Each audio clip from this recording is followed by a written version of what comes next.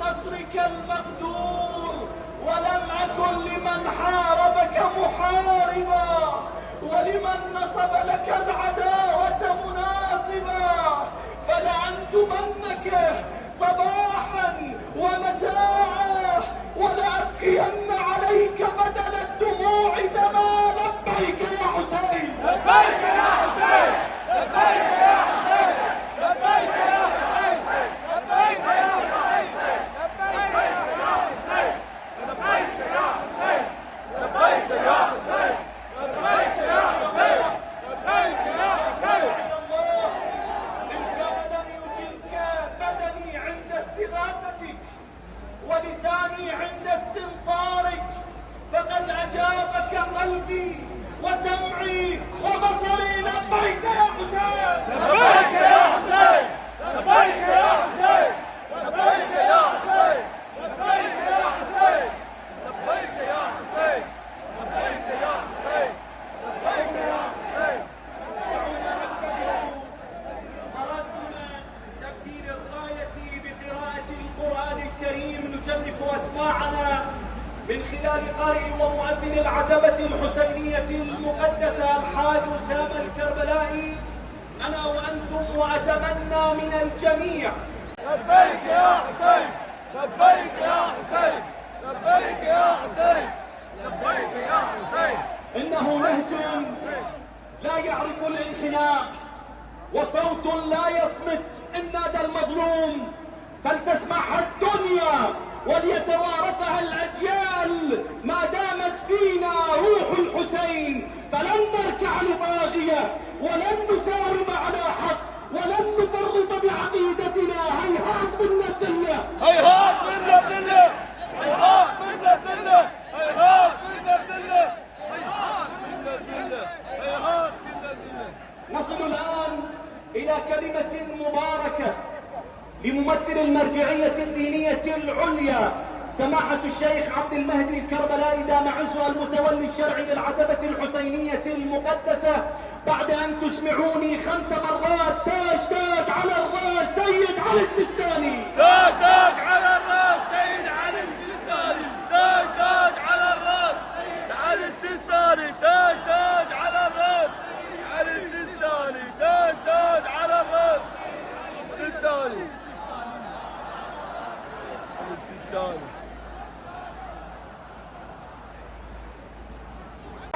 نور الحسين رأيت رايتين، فراية لثأرها تنفق، وراية من حزنها تذرف، وقفت بين بين صرخت صرختين. لبيك يا حسين، لبيك يا حسين، لبيك يا حسين، لبيك يا حسين،